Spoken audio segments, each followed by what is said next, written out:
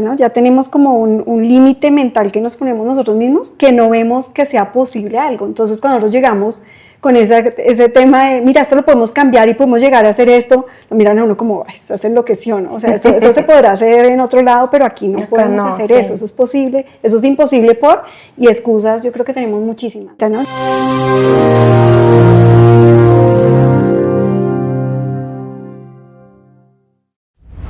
Esto es Transmisiones desde la Galaxia, donde líderes que transforman organizaciones comparten lo que no se aprende en un manual, las decisiones difíciles, las herramientas que funcionan y las habilidades que hacen la diferencia entre un proyecto que muere en el papel, que queda en un Excel, y uno que genera millones en resultados. Producido por LID, Liderazgo Integral Transformacional. Listo, entonces vamos a iniciar con el punto de quiebre en las carreras profesionales de cada uno. ¿Cuál fue ese momento en el que el éxito técnico dejó de ser suficiente? ¿Para ti cuándo fue?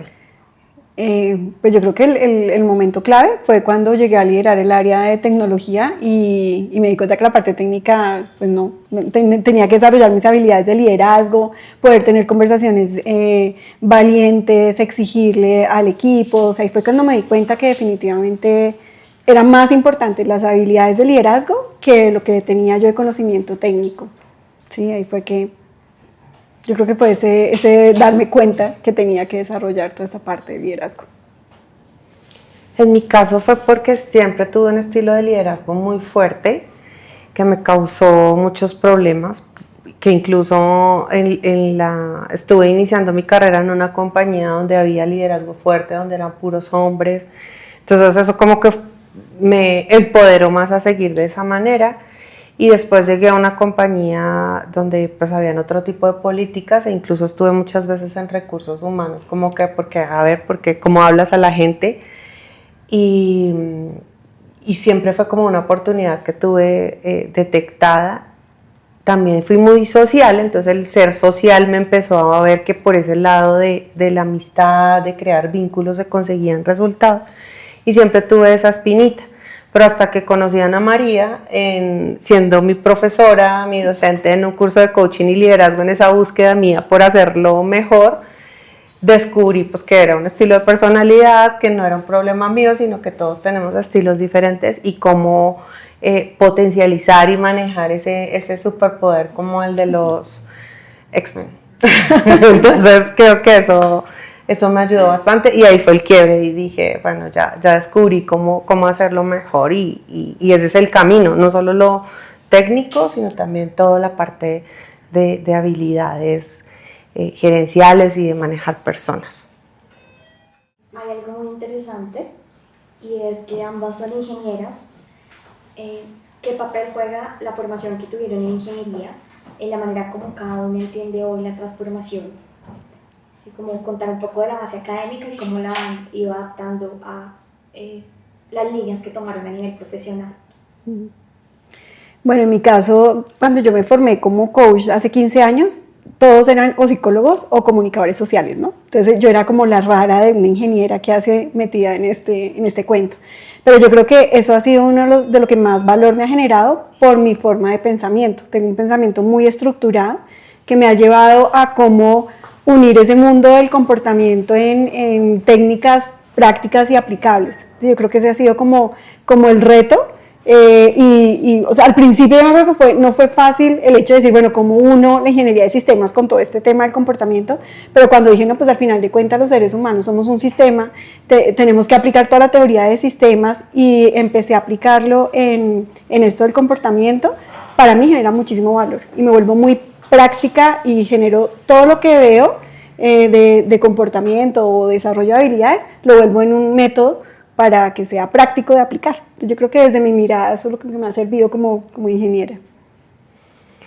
En mi caso, yo creo que yo siempre digo una expresión que la gente se ríe de mí porque yo no sé si existe o no, pero yo digo que es importantísimo tener un pensamiento procesual. Yo no sé si esa palabra existe, pero no he encontrado una que aplique diferente y creo que eso me lo dio la ingeniería, de poder que cualquier persona me cuente qué hace o su día a día y poder rápidamente organizarlo como en entradas, procesos, salidas y ayudar a buscar soluciones, que es al final lo que hacemos cuando estamos transformando. Entonces, bueno, ¿cómo eres ahora y cuál puede ser tu mejor versión? Entonces creo que eso me lo dio la ingeniería, creo yo, esa forma de pensamiento. ¿Cómo llegaron al mundo de la transformación de procesos? Bueno, en mi caso, obviamente como ingeniera de sistemas, desarrolladora de software, pues ya estaba metida en el mundo de procesos, más desde entenderlos para poder desarrollar software. Y aprendí varias metodologías de, por ejemplo, Scrum, todas esas eran metodologías que utilizábamos para el desarrollo. Cuando ya empecé en la parte comportamental, pues me desconecté un poquito de esto, pero llegó a mi vida Karen y fue como integrar esa parte que ya había trabajado antes, desde el desarrollo que me encanta, me apasiona, y empezar otra vez a meterme en ese mundo de la productividad, ¿no? De mejorar procesos, buscar la mejora continua, todo, y no solamente la parte del comportamiento y del liderazgo. Y ahí uní ya lo que sabía, estudié, también me certifiqué con Karen en todo el tema del Lean Six Sigma, que ahora pues todo es ese, digamos que en el momento fue Lean Six Sigma, hoy en día pues es todo este modelo de transformación, y volví a retomar y uní como los dos mundos otra vez, ahí fue. Y ahí tomando desde lo que dice Anita de Lean Six Sigma, creo que tocas un punto clave que fue como empecé yo en todo este proceso, que fue descubriendo TPM, que es una metodología muy usada solamente en plantas de manufactura para mejorar indicadores y etcétera en calidad en Michelin, y ahí fue como el primer approach que tuve, y entonces era como que no, TPM hasta la muerte. Después entonces ya tuve una formación en Lean Six Sigma, entonces ya no era no, Lean Six Sigma por siempre, y me fui formando. Y después empecé a descubrir ya con consultoría, con hablar con otras personas y también indagando que al final no se trata de una sola metodología, sino que es de ver qué les sirve a las organizaciones. Y ese fue como el propio proceso nuestro de transformación como compañía y digamos que yo como apasionada de estos temas también descubrir que no es de casarse solo con una metodología, con una herramienta, sino con ayudar a buscar la mejor versión de cada organización con todo lo que hay disponible en el mercado y por supuesto con toda la parte humana. ¿Por qué creen que tantas iniciativas de mejora continua, de transformación, fracasan a pesar de que las metodologías son robustas? Uy, si me preguntas a mí desde mi mirada, que ahorita escuchamos la de Karen, desde mi mirada es cambiar la forma de pensar. O sea, para mí todo está en el pensamiento. Entonces, claro, tú tienes la técnica, pero si no tenemos el pensamiento que necesitamos de, obviamente, estar desconectados con el ego, conectarnos con la generación de valor, siempre todo lo que proponemos es con la intención de mejorar. Si lo hiciéramos desde ahí, funcionaría. Pero ¿qué pasa en la vida real? Que nos conectamos con el ego, beneficios personales, lucha de poderes, o sea, hay muchas cosas que pasan en la organización que al final de cuentas todo el plan o toda la metodología que tú tenías, ahí quedó. ¿Sí? No lo podemos llevar a la práctica en el día a día por un tema comportamental. Yo creo que hablando de la parte técnica, es mucho de decisiones que se toman de manera subjetiva, de estrategias que no están desplegadas a los equipos, de tácticas que se llevan de manera operativa que no están conectadas de ninguna forma con esa estrategia, y de más allá como el sesgo que tienen las personas, y ahí se cruza con toda la parte comportamental. Entonces las decisiones se toman a todo nivel, basados en lo que vivieron. Es que aquí siempre lo hemos hecho así, es que esto es de esta manera, y entonces no fluyen realmente a los hechos y los datos. Hace poco hacía una publicación yo hablando sobre que lo prostituido, perdónenme el francés, del Ishikawa y del 5 porque es que todas las empresas dicen, ay, hay un problema, hagamos el Ishikawa. pero ¿y los datos dónde están? Entonces es como que se van directo a la subjetividad y entonces son un círculo vicioso de apague incendios y entonces, ay, es que el modelo no funcionó, esa no era la herramienta, entonces ahora compremos un robot y después hablaremos de transformación digital. No, implementemos ahora esto, no, el problema era el consultor y entonces se vuelve un círculo vicioso de malas decisiones o decisiones subjetivas, que estoy completamente alineada con Ana María y es que no puede ir desligado de esta parte comportamental porque líderes que no están liderando porque están haciéndolo desde el ego o muy ocupados de lo operativo y personas que no están empoderadas, que no están motivadas, pues está condenado al fracaso. Una anécdota a nivel profesional que las haya marcado por lo retadora, desafiante y cómo la resolvieron. Enmarcado en temas de transformación de procesos. Lo más retador. Yo he tenido yo creo que todas han sido súper retadoras. La más retadora. Pero digamos que, y digo que cuando uno se dedica a esto, y siempre se los digo a los alumnos o a la gente que se quiere dedicar a esto, y es que uno tiene que tener la habilidad de como que golpear la puerta 50 veces, porque los que hacemos, el que está como empleado en una organización haciendo transformación, excelencia operacional, siempre está haciendo que las cosas sucedan con gente que no le reporta, y es muy fácil cuando el jefe pues dice, ay, hay que hacer esto, pero como cuando yo tengo que movilizar a las personas, ese es un verdadero reto. Entonces, y aquí es no, es que estamos muy ocupados, es que, entonces, golpear puertas, pues es una habilidad que hay que desarrollar para hacer esto. Entonces yo me he encontrado en la vida con muchas puertas cerradas, con temas de personas, ¿sí? de stakeholders difíciles de manejar, que te dicen que no, y hasta alguna vez recuerdo así como un proyecto puntual, un fenómeno que se llama en empresas de consumo masivo, el fenómeno de la curva de ventas, y es que la fuerza de ventas la última semana del mes empuja o hace push para cumplir la meta del mes, porque pues ganan de esa forma comisión, y pues apretan la cadena hacia atrás y eso trae millones de dólares de pérdidas en las compañías de consumo masivo. Alguna vez implementamos un proyecto de este tipo y todo el mundo era como, no, ¿para qué se van a meter ahí? A ventas no le interesa la productividad, la típica pelea entre las operaciones y las ventas. Y fue como de persistir, de muchas veces decir, no, definitivamente no podemos con esto, y al final pues como llegar con hechos y datos a la profundidad del tema, y buscamos, de hecho en ese momento el proyecto fue con recursos humanos y con el equipo de ventas ver cómo podíamos cambiar el modelo de compensación de los vendedores. Entonces ya les llegamos a donde queríamos que les tocaran, que era como su bolsillo, y que ellos mismos fueran los que vendieran esa idea a otras olas y olas de personas, y fue un proyecto muy lindo. De hecho es uno de los que más recuerdo con cariño y siempre lo pongo de ejemplo, pero fue uno de los que más lágrimas me costó y muchas veces estuve a punto de dejarlo tirado.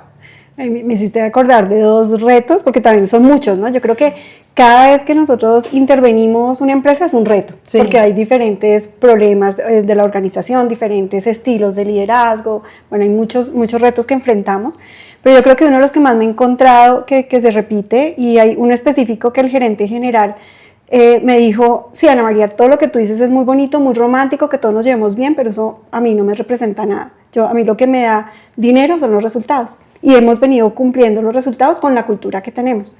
Cuando él me dijo eso, yo creo que le dije, mira, ¿qué pasa? Si hoy estás logrando los resultados con la cultura que tienes, porque era una cultura, era un índice de rotación altísimo, porque era muy estresante. Entonces yo le dije, si estás cumpliendo con esta cultura, ahora imagínate lo que sería si mejoramos la cultura.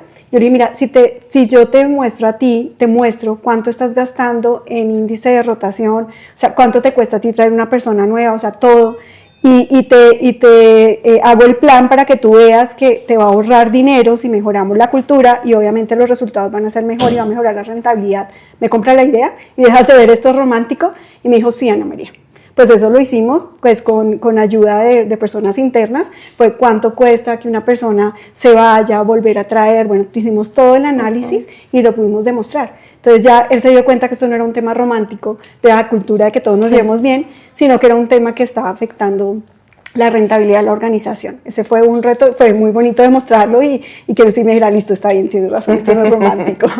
Y otro tema con lo que, escuchando ahorita lo que decías, Karen, y es, claro, yo trabajo mucho el pensamiento, ¿sí? Y es cambiar sesgos y que utilicemos más ese sistema reflexivo. Sí. Cuando yo estoy en procesos de coaching, las personas lo entienden, ¿no? Y como dice Karen, no es ingeniería de la NASA, lo entienden, pero cuando van en el día a día, hoy precisamente me pasó en una sesión, dicen, no, Ana María, es que tengo que cumplir las metas de este mes, y tú eres consciente que la decisión que estás tomando te está afectando las ventas del otro mes. Sí, pero esos serán problemas del futuro. Claro, cambiar esa forma de pensar de, no, o sea, esto no, o sea, si tomas la decisión hoy, que es lo que va a generar mayor valor, no pasa nada, que puedas sacrificar el resultado hoy, pero vas a duplicar el del futuro, o sea, que las personas cambien esa forma de pensar, no. Y al final de cuentas me dijo, no, pero la decisión que tomo, y se dejó llevar por beneficio inmediato. ¿Sí? Yo creo que esos son los grandes retos, ¿no? Que cuando tú empiezas a ver el día a día lo que significa que cambies la forma de pensar, que renuncies al ego, que pienses en la generación de valor, todo eso en la práctica no es tan fácil. Yo creo que es, y ahí es lo que dices tú, ¿no, Karen? Me toca uno estar ahí demostrando el resultado, ¿no? Como yo muchas veces les digo, mira, no me creas, ponlo en práctica y me dices el resultado. Y súper bonito cuando llegan otra vez y dicen, no, Ana María, sí funcionó, sí tienes razón, esto funciona, pero a veces como que ese pasito a que lo hagan es el reto, creo que más grande que hay. De acuerdo. Esta transmisión es posible gracias a LEAD, más de 15 años transformando organizaciones, más de 10.000 profesionales entrenados y más de 60 millones de dólares en ahorros generados. Consultoría, formación y mentoring para llevar a tu organización a la excelencia operacional. Conoce más en liderazgointegral.co. Conectado con eso que mencionan, ¿qué han aprendido sobre la resistencia al cambio en las organizaciones? ¿Cuánto es que tiempo te podemos hablar de la resistencia al cambio? Resistencia al cambio. O sea, yo creo que por nuestra naturaleza humana, cada uno tiene diferentes miedos frente a un cambio, ¿no? Están los que les da miedo perder la seguridad, están los que les da miedo de pronto, claro, el hecho de yo ser experto en algo me da como esa seguridad del reconocimiento, cambiar la forma de hacer las cosas, o sea, hay una cantidad de miedos en el fondo que hacen que no queramos cambiar, ¿sí? Yo estoy convencida que a todas las personas nos gusta el cambio, pero el miedo sea el que sea, o sea, hay muchos miedos, perder el poder, perder el reconocimiento, salir de mi zona de seguridad, hace que seamos resistentes al cambio, ¿no? Y muchas veces también, muchos sesgos, sesgo de la inercia, ¿no? O sea, ¿para qué me vas a desacomodar? O sea, como venimos haciendo las cosas funcionan, ¿para qué me vas a estresar? Parte de lo que nosotros trabajamos, que yo creo que tanto Karen como yo somos amantes de los problemas, nos encantan, es lo mejor que nos puede pasar, que yo muchas veces a las personas les digo, mira, nos tienen que gustar tanto los problemas que nosotros creamos problemas, ¿sí? Una mejora continua es crear un problema, un proceso de transformación es crear problemas, ¿sí? Porque pues, nos va a sacar del lugar seguro que ya teníamos bajo control, de cierta manera, a crear problemas. Entonces, claro, eso te va a consumir energía, ¿sí? Fácil no va a ser, es un tema retador. Entonces, todas esas cosas, o sea, tiene que ser tan grande la motivación que tenga la persona para enfrentarlo, para que lo hagan. Si no logramos conectar con ese beneficio, no, la gente no se va a subir a este tema del cambio y transformación. Pues yo creo que no soy tan experta en gestión del cambio como Ana María, pero lo he vivido, yo creo que a todos los seres humanos es algo muy difícil, de manera personal, de manera profesional, enfrentarse a esas situaciones, pues es súper complejo y cada quien lo afronta diferente, de acuerdo a sus miedos o a lo que espera. Y cuando uno logra hacer ese clic, con los equipos y con las empresas que intervienen, pues ahí es cuando se dan los resultados, ¿no? Porque es un tema de mindset totalmente traigo a colación, ahora estaba pensando, algo que en lo que estuve involucrada en un tema de servicio social, en un basurero en México, y pues las mamás cabezas de hogar que trabajan reciclando la basura y están con las familias y todo, entonces hacíamos como unos talleres a ellas de empoderamiento femenino y bueno, y habían dentro de la comunidad 2 chicas que llegaron a ser, por el esfuerzo de sus papás, una abogada y la otra ingeniera. Y se graduaron y seguían ahí recogiendo basura y viviendo en el basurero. Y entonces yo me sentaba a hablar con ellas y yo sin ser psicóloga, sino ahí como con mi social, tratando con mi labor social desde la parte femenina, pues hablándoles, y descubres que es un tema de mindset que no está alejado de una persona que era gerente y ahora es vicepresidente, o sea, es igual. Si tú no te desprendes como de ese pasado, de ese antes de, para trascender a lo que eres ahora, no la logras o no te la crees. O sea, ellas estaban ahí inmersas en el basurero y decidieron quedarse ahí. Tú ahorita mencionaste inercia y de inmediatamente se me vinieron ellas 2 a la cabeza. Entonces creo que este es un tema que trasciende a la humanidad y pues son los seres humanos los que hacen las empresas y las transformaciones. Entonces es todo un reto llegar a que la gente cambie a todo nivel. Y yo creo que tú nombras ahí algo súper clave, Karen, y es creer que se puede, ¿no? O sea, muchas veces cuando alguien está metido en un problema que tú empiezas a decirle, bueno, ¿qué posibilidades tenemos, oportunidades? Hay cosas que de pronto desde la mirada uno no dice, tienes estas oportunidades, pero que la persona la vea no es tan fácil, ¿no? O sea, es como que lo que tú decías ahorita, ¿no? Ya tenemos como un límite mental que nos ponemos nosotros mismos, que no vemos que sea posible algo. Entonces, cuando nosotros llegamos con ese tema de, mira, esto lo podemos cambiar y podemos llegar a hacer esto, lo miran a uno como, ay, estás enloqueció, ¿no? O sea, eso se podrá hacer en otro lado, pero aquí no podemos hacer eso es posible, eso es imposible y excusas yo creo que tenemos muchísimas, ¿no? Siempre nos vamos a quejar del país, de la política, de mi jefe, o sea, todo es un problema y nos quedamos ahí, ¿no? Llenos de excusas. Entonces yo creo que parte del reto, y sigo convencida igual como lo que dice Karen, es un tema de la forma de pensar. O sea, sí tenemos que cambiar nuestra forma de pensar para hacer que las cosas pasen. Creo que ese es como el reto. Y bueno, es obvia esta pregunta, pero creo que marca muy bien lo que vienen hablando. ¿Cómo definen transformación o qué es transformación para cada uno? Dale tú primero, que eres la experta. No, yo he ido transformando mi definición de paso en paso por todas las metodologías, pero yo creo que es encontrar la mejor versión. Y por eso vamos al ejemplo de la oruga y la mariposa. O sea, es la mejor versión de una persona que a poco se va transformando y de una organización, que es un camino ahí de la metamorfosis para llegar a esa mejor versión.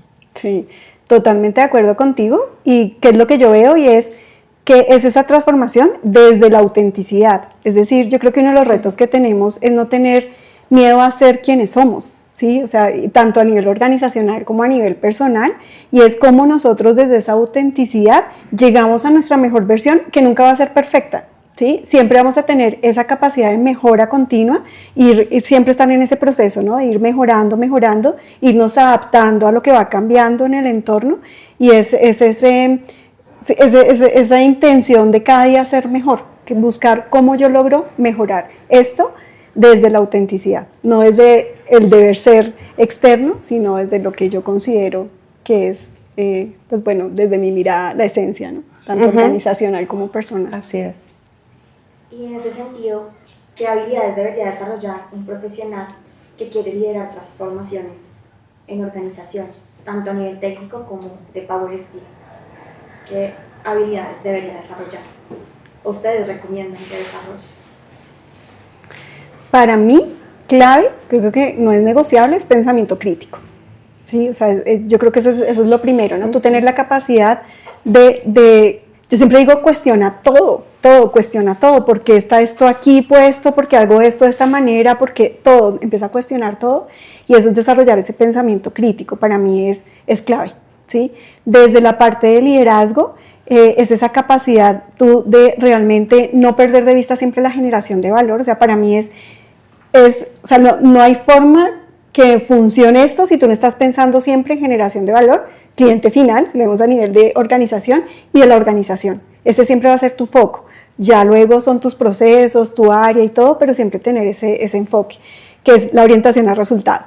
Y tenemos que balancear con la parte humana, o sea, definitivamente sí tenemos que tener esa habilidad de conectar con las personas, que hacer que las personas hagan lo que tienen que hacer, y para eso me tienen que percibir a mí como líder, o sea, tener todas esas habilidades de influencia, bueno, la parte de solucionar problemas, que ya yo lo dije, el pensamiento crítico, la capacidad de adaptarte, de no ver solo un camino, sino de poderte mover rápidamente. Yo creo que eso es clave. No sé cuáles se me están quedando ahí. Ya las dijiste todas. Sí, yo creo que ya las dijiste todas, solo complementaría ahí que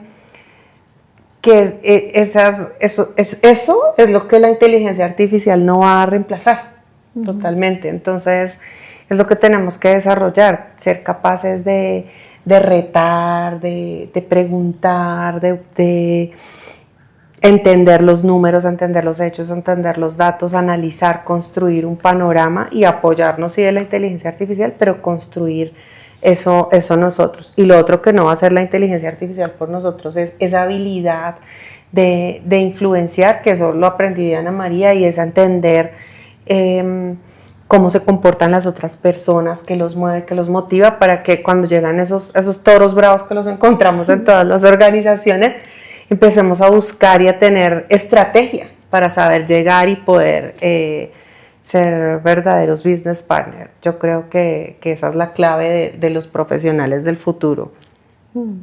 Y tocas algo muy importante, que es el futuro de la transformación. ¿Cómo ve la evolución de la mejora continua de todo este mundo con la llegada de Process Mining, la inteligencia artificial, la automatización? ¿Las herramientas y metodologías clásicas necesitan reinventarse? Sí, totalmente. Como todo, tiene que evolucionar. Ahora vemos muchas discusiones, yo veo en LinkedIn, de expertos, todos los que se quedaron como hablando del japonés y que si es el Gemba con N o el Gemba con M, y que el Kaizen vino de dónde y que quién fue. Yo creo que eso está bien. Y definitivamente toda la filosofía japonesa y de Toyota nos dejó ese pensamiento crítico, ¿no? Esa estructura del método científico, que está muy bien, pero hay que evolucionar a lo que hay, a los datos. Ya cuando hacíamos value stream mapping de procesos con los post-its de colores, y ahora ya tenemos minería de procesos donde los datos en tiempo real están ahí. Entonces, yo misma que era ay no, hay que poner a los equipos a que hagan, pues ya yo misma tuve que decirme, no es necesario ponerlos a que hagan ese tipo de cosas, porque para qué si ya los datos me lo están dando en tiempo real. Entonces ahí dices, bueno, entonces DMAIC, PHBA, ya no tienes que, tal vez te puedes saltar unos pasos del flujo que sea que estás siguiendo, porque ya la tecnología te lo está dando. Entonces, así como evolucionan las organizaciones, las personas, pues los métodos que usamos también. De acuerdo. Yo no soy experta en mejora continua, porque aquí estoy con la experta, pero desde mi mirada, yo creo que es lo que necesitamos, y yo creo que hay una trampa que es el pensamiento experto, ¿no? Cuando nos creemos expertos en algo, entonces es como siempre ha funcionado así, soltar, algo que decía Karen ahorita me pasa, ¿no? Como que tú dices, no, Lean Six Sigma, y soltarlo como decir, no es lo último, cuando yo he creído que eso es lo mejor, ahorita me pasa, ¿no? Pero es tener esa capacidad de no caer en esa trampa experto, y es cómo nosotros desarrollamos ese pensamiento estratégico, es decir, el ser experto es algo que tú has aprendido, que en algún momento funcionó, pero hay variables que van cambiando, el entorno, situaciones, o sea, hay muchas cosas que van cambiando, que eso que tú aprendiste ya no aplica, porque una variable cambió, ¿sí? Y es soltar el ego de decir, bueno, ya no soy el experto, ¿sí? Me quedé experta en algo que ya no aplica, tengo que seguir aprendiendo y tener esa capacidad, lo que dice Karen, tener la capacidad de soltar y decir, bueno, esto ya no es, tengo que aprender algo nuevo y tengo que irme reinventando, ¿no? Yo creo que eso es uno de los retos que tenemos ahora de no, pues, soltar ese ego y decir, bueno, tengo que seguir aprendiendo y hay mucho por aprender, no me puedo quedar atrás, ¿sí? Hay algo que, o sea, a mí me sonó mucho ayer en una conversación que tuve con un equipo directivo, que en la conversación vi varios problemas y yo decía, claro, tenían un tema ahí de ser más productivos y todo eso que yo dije, pues con inteligencia artificial, tal, y se quedaba mirándome como se enloqueció, inteligencia artificial, y eso cómo lo usamos. O sea, para mí fue como, o sea, ya uno asume que todo el mundo como que está metido en esto, y no, o sea, hay mucha gente que sigue haciendo las cosas de una manera, o sea, me decía, no, pero ya implementamos Power BI. Sí, que dije, o sea, ya, eso ya es... bien, pero... Sí, pero bien, chévere, bien por ustedes, pero no nos podemos quedar, o sea, si tú ya no te subes en todo este tema de cambiar, de transformación, de pensar diferente, apoyarte con la inteligencia artificial, nos vamos a quedar atrás, ¿sí? Y a veces es ese ego, al final de cuentas yo creo que es un ego, ese miedo de soltar en lo que soy experto, en lo que ya manejo, por meterme a un mundo en el que no manejo. ¿Qué tipo de organizaciones van a sobrevivir los próximos 10 años y qué las va a diferenciar de las que no lo logran? Bueno, yo creo que yo lo veo desde dos puntos de vista. Uno es los que definitivamente sí se metan en todo el tema de la inteligencia artificial y estar siempre en esta cultura de transformación, reinventándose, viendo qué hay de nuevo, siempre pensando a futuro, ¿no? ¿Cuáles son esas necesidades al futuro? Irte transformando, sí, esa es la palabra. Y la otra es también esas organizaciones que sean organizaciones más orientadas a propósito, ¿sí? A un propósito organizacional, a tener realmente esa intención genuina de apoyar y ayudar al planeta, o sea, que sea realmente propósito de bienestar. Yo creo que sí, a nivel, no sé si es planeta o bueno, de la humanidad, yo creo que esos son los que van a sobrevivir. Ya las organizaciones están orientadas a resultados y vender y tenemos que dar resultados, yo creo que eso desaparece. Es más un tema de organizaciones de propósito, que aporten a la humanidad. Eso es lo que sí, yo creo que las que no van a sobrevivir son las que no estén dispuestas a evolucionar a eso, ¿no? No solo nos está yendo bien, entonces digamos como estamos, sino que realmente estén conectados, como tú dices, con un propósito, con cuidar a todos sus stakeholders, sus clientes, sus empleados, sus procesos, y que no se pongan a la vanguardia de temas de transformación digital, que no tengan un plan de sucesión para que no mueran. Los empresarios no piensan en eso. ¿A quién le van a dejar la empresa? ¿Cómo van a seguir? Sostenibilidad. Yo creo que hay muchos factores que encierran todo lo que sería una transformación integral. ¿Qué conversaciones quieren provocar desde este espacio, desde la galaxia de transformación? ¿Qué temas sienten que la industria no está discutiendo y si se deberían discutir? Creo que vamos a entrar con diferentes invitados ahora a este espacio de la galaxia, que refresquen, que nos den diferentes puntos de vista sobre diferentes tipos de industria, sobre diferentes estilos de liderazgo, que compartan experiencias de éxito y de fracaso, que son las que más enseñan, para que toda la audiencia y todos los que nos vean puedan aprender, y quizás en muchos ejemplos uno se siente identificado y dice, esto me pasó y esta persona lo abordó de esta manera. Eso es lo que queremos construir en este espacio. Yo creo que hay algo súper clave, y es que no hay una fórmula mágica para que las cosas funcionen, todo depende de. Entonces la idea es que a través de este espacio nosotros veamos diferentes tipos de culturas, diferentes retos, diferentes sectores, porque lo que funciona para uno no funciona para el otro. Entonces es tener esa capacidad de ver diferentes situaciones para desde ese pensamiento crítico saber cuál es la que más te aplica a ti o más te sirve a ti, porque no hay una fórmula única. ¿Sí? A mí cuando me dicen ¿cuál es el estilo de liderazgo que funciona? Mi respuesta siempre es depende. Entonces yo creo que es lo mismo esto. ¿Sí? La idea es que veamos diferentes posibilidades para que desde ahí transformemos nuestras organizaciones. Y una invitación a la comunidad, a los miembros de Galaxia de Transformación. Pues estamos súper felices de lanzar la galaxia, que es nuestra transformación, nuestra evolución de todo lo que venimos haciendo desde hace algunos años, y esperamos seguir generando valor en las personas y en las organizaciones que tocamos. Sí, de acuerdo, y yo creo que la invitación más grande es que pongan en práctica lo que vieron acá, porque realmente dónde van a pasar las cosas en el día a día, cuando ellos lleven todo lo que vieron acá, herramientas de cada uno de los módulos, lo pongan en práctica. Yo creo que con que pongan una o dos ya quedamos tranquilas porque van a empezar a ver el cambio. Yo creo que ese es el reto, poner en práctica todo lo que vieron acá en la vida real. Si su vida, su camino profesional pudiera ser, ¿cómo se llamaría?